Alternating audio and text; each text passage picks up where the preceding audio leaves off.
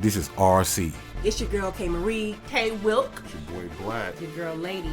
and I'm Sir, and you listening to 2020. 2020. 2020 podcast. 2020. I did that one. But basically, we're talking about Nikki, Giovanni, and James Baldwin's conversation. And you the thing that is known for is that one lie to me, portion that everybody know. And I watched the lie to me portion first. And I was like, the hell Nikki talking about? She tripping. Yeah. But I was like, you know what? Let me go back and watch the whole thing. Let me see how everything fell in apart, and then see how she came to that conclusion. Yeah. Okay, so if you're not familiar with, if you're listening to, well, first off, let's do the intro. Okay. Thank you for tuning in to 2020 podcast. I'm your host, Sir. Today we got a few guests with us, actually 3. It's and I'll let everybody introduce themselves.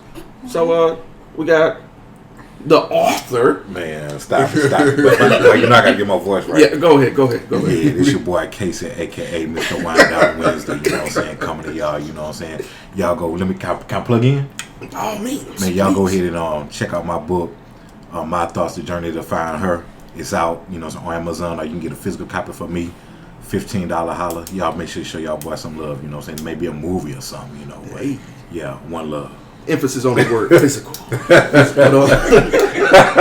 I'm your boy, Sir, and we got a few guests today. I'll let them introduce themselves. Hey, I'm Ashley Waller, Queen Blake the Poet. Hey. I'm Hyrim and I'm also a poet. I'm a writer. Got a couple of books over there that wanted to show off. The Ancestral Children and Immortal Love. It's 2 of a 4-part series, and so anyway, I'm working on other stuff right there. So anyway, you can check it out on lulupublisher.com, and check me out on Facebook. The authors. Y'all would have me go last. You still awesome. This is Ebony Bradley, representing Miles Point, Mississippi. Hey. All right. Moss Point. Hey, Moss Point. Mississippi. Shout out to my boy Big Crip. Cool. Hey. But today we're just having a conversation like they were. And like I said, the conversation that Nikki and James were having was very deep is an understatement. I couldn't think of another synonym because it was so many layers to that conversation. It was borderline scary. And what I mean by scary, it was the truth in the conversation that made me uncomfortable, because here it is, 2019. This interview was conducted in 1971, and how it still relates is jarring. It's like, I'm gonna put it in perspective. Everybody know that song, Pac song, "I Wonder If Heaven Got a Ghetto." Yeah. Okay, there's a part when Pac says, "A bottle of juice is no excuse. The truth hurts." He's referring to a young lady being shot who was trying to buy juice. And when I think of that, I think of Mike Brown. He talks about police and the riots. I'm poor and I'm black and my stomach hurts, so I'm looking for a purse to snatch. All this stuff that Pac was talking about in 92, 93 applies now. And even in the same song, he says, "I know it seems heaven sent, but we ain't ready to have a black president." Yeah. Wow.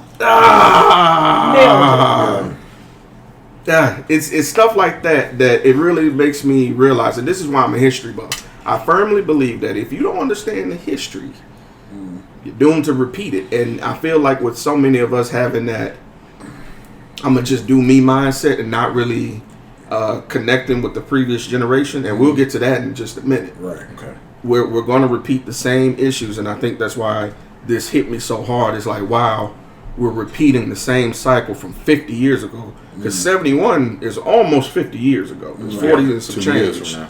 So that's what I want to bring to y'all. So again, I was talking about how the lie to me. Everybody's seen that portion, right, where Nikki and James are talking about lie to me. What did y'all take from that? Like, just her statement of give me the same effort. You lie to the And I'm gonna be graphic because this is what Nikki was saying. Yeah. Right. You lie to them crackers all day. Lie to me too. Well, how did y'all take that? I personally, I was thinking that, you know, she knew very good what was going on. She knew very good the climate. But, you know what I'm saying? I mean, yeah, you understand, yes, she wanted the same level of, she wanted the effort, but she know why this man was kind of, you know, why he grumpy when he come home. Right. You know, so she knows that or whatever. I'm not saying by any means, you know, so she deserved to be everybody's punching bag. You understand? But you need to understand, y'all. You know, since you know y'all in the same situation, y'all in the same connect right there, and then go from there. Don't ask him to lie to you because that's a whole nother can of worms right there. I mean, if you go, and I, you know, respectfully, you know, you want him to lie about that, but then not something else. You know what I'm saying? And so that right there, you know, that it's a slippery slope in and of itself. Okay, I don't think she meant it literally. Okay. To a certain extent. I think that sometimes in relationships we don't realize just how much we bring our work home, how much we dump on our mates. And I think it's just balance. I'm sure that sometimes we come home and say, man, I had a bad day, or he's sad, or he's depressed. I'm sure she understands that, because that happens, but not every day. So she's probably saying, hey, sometimes I need to see you smile. I need to laugh. Just like you shuck and jive with the white man. Sometimes I need you to come home, even if you didn't have a good day. I need you to show me some love. Show me some of that inspiration that you do at work all day. So, but it's different ways to look at it. I agree with what she's saying, though. That's how I took it, more of not keep your problems away from me, but learn that there are sometimes when you're going to have to be able to shut it off and just understand that your family needs you right now, that your problems can't be bigger than your family in that moment. Because when you're having a problem at home, you're going to go to work and you're going to smile, and they won't even know what's going on at home. Your power could have just got turned off. But would y'all say that she could have conveyed that a lot better? Yes. Okay. And so anyway, and that's, and like I say, I have a few, and you know, as we go on, I'm going to see if we go there, because I personally have a few prejudices when it comes to the way things are said, you know what I'm saying, when it comes to the relations between men and women. And but anyway, but that goes back to that inability to communicate from a woman's perspective to a man what she's talking about, and from a man's perspective to a woman. Yes, we say different words meaning the exact same things, and it comes off. This person may hear bad as a completely bad thing, but this person may hear bad as, oh, it wasn't as good as it could have been, but it was okay. But it's the exact same word meaning two completely things. Some people completely hear a lot of me. That's what I heard. I just think that y'all are more detailed in y'all answers than men are. I agree. You know, because we could be, and I'm trying to paint the picture, but not get off the subject at the same time. No, by all means. But whatever this rabbit hole takes us, let's go. Because look at these notes, bro. I got them. We out. You know what I'm saying? It's kind of like if a man goes to the grocery store and we bump into somebody we knew, we be like, yeah, man, yeah, babe, I bumped into Mark, or I bumped into Jeremy at the grocery store. And that'd be the end of the story. Right. Women, on the other hand, babe, I bumped into Sue, and we sat and talked. I ain't seen her in so many years, and I was just about to go to the aisle where the meat was at, because they had a sale on the meat. But when I was going on the aisle, I remember that I forgot my purse, and then when I turned around, I bumped into Sue, and me and her had a good time. And you know, while we was talking, this other man came up to us and was just staring at us. Yeah, so we not gonna, that could happen to us, but we not gonna say that. So women are more, to me, I think. No, I ain't gonna say that. No. Say it. Let's not talk too much. I just think that y'all should be more direct with y'all answer with what y'all want. Because guess what? If y'all was to catch somebody cheating, y'all gonna be straight direct with that. Right. And so anyway, and I think it's what emotion also is being conveyed, because you know what I'm saying. Exactly. When you catch somebody cheating, like that's cheating on the lines, if not outright aggression, right there. Like exactly. You know what I'm saying? So but when then, she said lie to me, that's almost me in here. Whoa. She said lie to me. Right. They're not hearing what me and you hear. Right. We're hearing just because you had a bad day sometimes. Come home. Just face it with me too sometimes. I need the good part of you too, just like they get. But all they hear is lie to me. You know what I mean? And again, it's, you know, like you said, I mean, he pretty much nailed it. You know, when it comes to that, because, you know, it's like, you know, I read an article. It was a Time magazine. I think it was a Time magazine. Forgive me if I'm wrong. It was a Time magazine article, and I promise you, it was probably one of the most profound things I ever seen. I mean, it applies to humans in general, but but in this case, women are more. Anything that something that happens, whether good or bad, and your emotions are attached to it, you retain that. Like, you probably don't even know what you had on last Saturday. But you remember 5 years old when they gave you a surprise party, took you to Chuck E. Cheese or whatever. You know what I'm saying? And the detail, you remember the smells and all the sensations in the air. You know what I'm saying? That's what everybody do. Okay, but then, like you said, she was surprised to, she was surprised it kind of happened to be her friend. And so anyway, she took in all of that. And then she is also sharing that with you. You know what I'm saying? She shared that with you. Like all the sensations, everything that went on right there, however irrelevant irrelevant to telling you. That's what it is. And so, and like I said, like you say, I'm gonna try to stay within the lines of this right here. But it's like I agree with this brother here. I mean, like to a level that I really didn't realize just even a second ago.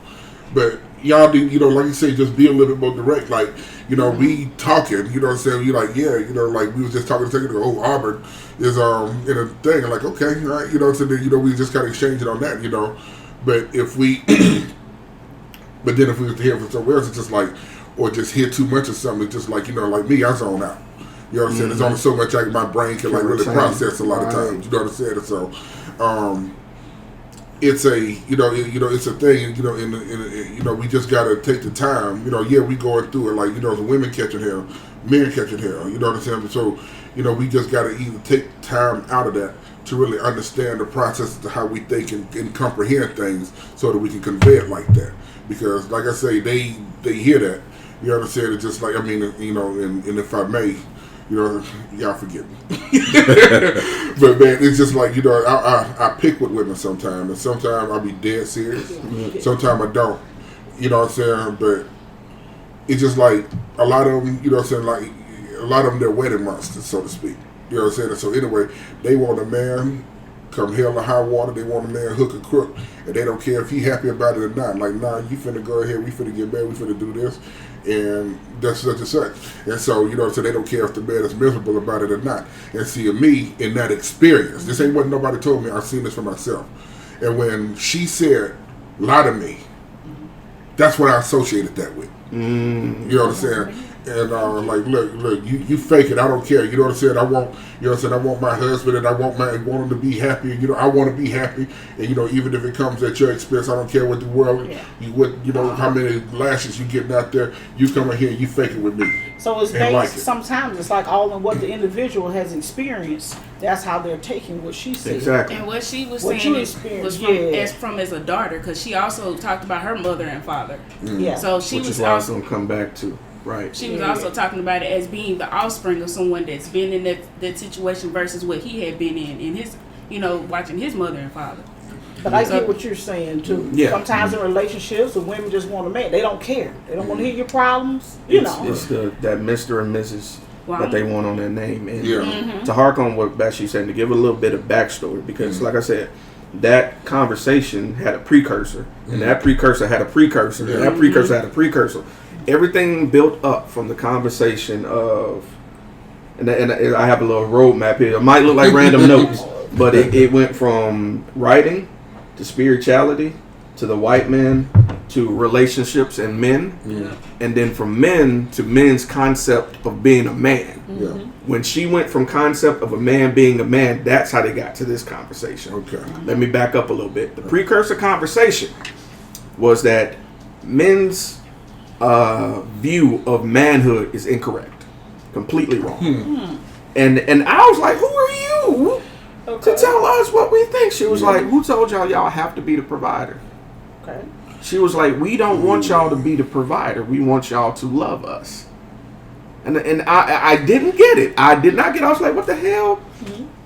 How are we gonna survive? And James said the same thing. James said, how am I to look at myself as a man if I love you, and if I get you pregnant and I can't buy the crib, how am I supposed to come home? She was like, just be there. The crib will get bought. Rent will get paid. Just love me. Tell me I'm beautiful. That's what we've gotten away from. And I was like, She is absolutely f***ing right.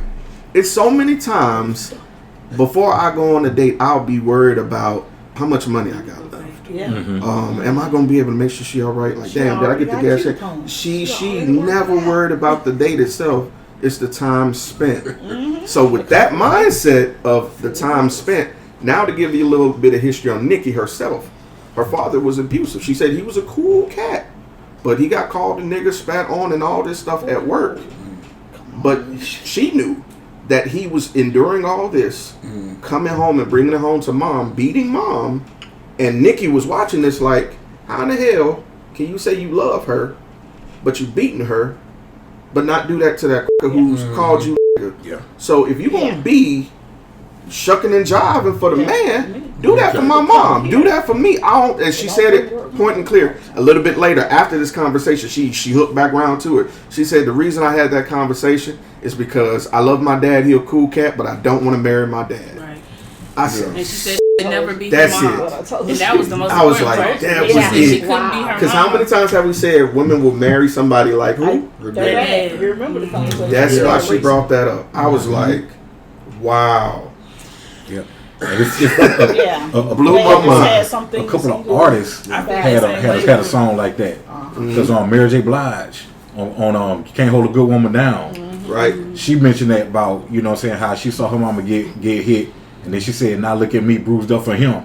Right. You know what I'm saying? And Chris Brown, he said the same thing about he saw his mama get beat, and then it's an abuse culture. He turned around and did the same thing. Everybody relates to is about. Right. But I didn't see it. I heard about it. So me hearing the stories about it kind of pushed me in that direction. But you know, I mean, you know, here's the thing though. And see, and I was on my post yesterday, and I promise you, everything that was going on in the air, you know, with Brother Nipsey, everything. It's just like I'm an empath. R.I.P. to Nipsey. Yeah, R.I.P. man. I'll tell you, though, you doing good stuff. It's just like I'm a sponge to stuff, to energy. It's just like I felt so down. I felt bad. You know what I'm saying? And so anyway, when it comes to stuff like this, these kind of conversations right here, I need them. Because even now, you know what I'm saying? It's just like, as you was talking right there, I made a connection. You know what I'm saying? I made a connection. You said something, or you mentioned something about people, we know how to mask and cover up good. We don't know how to heal. We don't know how to heal. Yeah, and so it was like, you know, and I'm sitting right here, and like I say, we are the same exact words. What you just said. We've learned over thousands of years how to survive, but we ain't doing anything with the scars. Yeah, and so and even that right there, you know what I'm saying. And I don't ever want to pretend or come off as though I know everything. You know what I'm saying? But then when you're dealing with that, and so like me, I don't want, like if I got some issues, I know, you know, I'm going through some stuff right now. A couple people know. You know what I'm saying? And so anyway, and I just know I know that I'm capable of flying off the handle. And so what I do is I get to my corner. You know what I'm saying? I won't associate with nobody if I feel like I'm going to go there. And sometimes it's not even necessarily about going off. Sometimes you just got to process in order to be right there. Put things in perspective so that you can go on about your life. You know what I'm saying? In a remotely healthy manner. I was having a conversation. I promise you. Recently, I have come to understand. When I say recent, I want to say probably about 2 or 3 years. Really, really understand what they mean. The road to hell is paved with good intentions. Okay, and so now, you know, and I say in respect to these heavyweight activists. I say in respect to those who really saw through the mirage. Even Dr. King said, I feel that I integrated my people into a burning house. Okay. You want conditions to be better. I get that. Okay, but why in God's name, why in the ancestors' name would you want to be around somebody who detests you? Why you want to integrate with them? Did y'all not see any of this coming? You know what I'm saying? It's like, you know, so like, nah, you know, so you want to be, and look, and I mean, you know, like I said, if you got to edit this, edit it, whatever, like that, you know what I'm saying? I'm not. I'm about truth, brother. I'm about truth. White people are psychopaths. They are psychopaths. Like I said, and I say that, I put my name on that. Let me turn to that page. But since we are part of the world with them, we have in our head, we supposed to mix. We're supposed to learn how to come together. That's what we think. That's how we've been conditioned to think. But why We have to learn how to come together with them. Look, because you sitting up there, Church. you telling me, because, let's not get up, the church is the most segregated institution in the United States. You understand? And so we sitting on that one. And we sitting here. But it's telling us that we have to meet. It's not telling them. Yeah, exactly. It's telling us, love all. Right. And see, and that's what they did that's why Dr. King was assassinated, because he changed his message. You like, hey, maybe X was right. You understand? We don't need to go this route. You understand? But it's. But a lot of people don't even know that. Right. Yeah, and see, but and then he said also, if you don't understand fear, if you don't understand history, you're doomed to repeat it. I was sitting there, I was reading a book by I think Michelle Alexander, The New Jim Crow. I didn't read the whole book. I read the first few pages. I'm talking about, it made me put it down for a minute and just sit here and think about it. And they telling us to get over it. Just get over it. Don't worry about it. You know what I'm saying? Forget about it. No, all that stuff. And so anyway, what people did in the first few pages that I was looking, she was talking about everything that happened in the civil rights movement. You can pretty much put it right next to the Black Lives Matter movement. It's the same doggone thing. It's the same rhetoric. It's all of that. And I'm sitting right here and see one of the things, and I think I drive her crazy with this, and a lot of other people, to the point where, because it's a condition, and I really think it's godly. I think it's almost a superpower, so to speak. The way I don't react. It's not that I don't feel. You don't know what I'm thinking. You don't know how I'm feeling, but I'm not going to outwardly react to nobody, because the thing is that if you do, you know what I'm saying, then you probably got me in a vice right there, and I'm not finna, you know what I'm saying, I bought into it, and so now, but I'm looking at it now, and I do this online, so there's a lot of stuff, the whole trend and all this stuff. I don't do that. I just sit back and I observe, and I'm like, man, we are too emotional.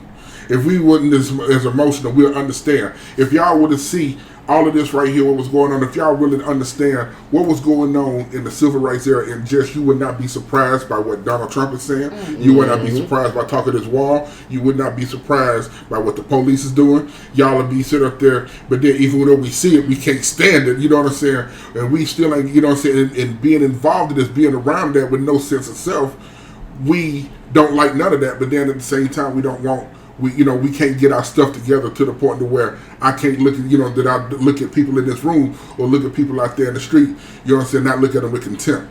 You understand? So to speak, and be like, okay, well, we in the same boat. We need to get together, you know what I'm saying? Somebody need to get our mind, some of us need to get our mind right and get this changed, because if not, it's going to, these last 50 years, it's going to be on repeat. And we need to stop this. We need to stop this. Look, okay, I'm half crazy. Okay, I get that. You know what I'm saying? But I know what we need to be. I know I need to heal. You need to heal too. Ain't none of us right. So we're all saying we need to heal. But then when the man go on the job, he come home, and he's acting in unhealthy ways. The thing is, maybe we need to figure out how to put out, what can he do? Is it help out there for people that's going through this? Before they get home and beat their wives or whatever. How can they handle that in a healthy way from work and home, or home, work? You know what the modern day way of doing that? Video games. For men. Video games, sports, something like that. That's why I'm down. Well, it is an escape, but for some of them, it relieves some stress. I'm gonna say this. Music. I'm gonna say this. Video game is a number. It's like codeine. For instance, it doesn't fix it. It just takes your mind off of it until you go back to work. And so it's like blood pressure. Like you eat unhealthy, you pop a pill, right? But that doesn't get rid of hypertension, does it? It's still in you. Yes. So that's what video games is. It's therapy. But the thing is, though, let's go back another step. And James and them talked about this. This was one of them precursor conversations. This is why I was telling everybody. I understand that the lie to me is cool, but watch the whole thing. It'll blow your effing mind. I watched it 3 times. Man. So they talked about sexuality. Okay. Now, when I say sexuality, I'm not talking about homosexuals and all this and all that. We're talking about identification of who you are. Okay. So when you're born, regardless of what is going on in 2019, you're going to identify as one thing or another. I'm not going to get into that. Okay. You got a penis or you got a vagina, bro. Yeah. That's it. So the problem is, and James was, and I had to listen to James say this a few times. As a black man, we kind of have two strikes. Because one, we're male, so we're naturally the aggressor of everything. We have to be the hunter, the aggressor, negative and positive connotations attached. So, because let me put that in perspective. How many cases you've heard about a man being raped that really went somewhere? You see what I'm saying? Yeah. Not really many, right? Yeah. So, with us naturally being the aggressor and this unwritten law of the world, the law of nature, that plays into this. Okay, and with being black, you are forbidden. And I was like, what do you mean by forbidden? And he went into it for like the next 5 minutes. We're not allowed to do anything that any other white person is allowed to do. They're allowed to talk to policemen a certain way. They're allowed to perform certain illegal crimes and get a tap on the wrist. It's stuff like that emasculate us. The things that we're being told that are equal rights to everybody else is like, it's equal rights, but not them. Right. But that's the underlying tone. So that starts to erode our masculinity. And when you erode the masculinity, how can you love if you can't love self? Right. So that goes into the next step. So if we can't love ourselves, how can we love you?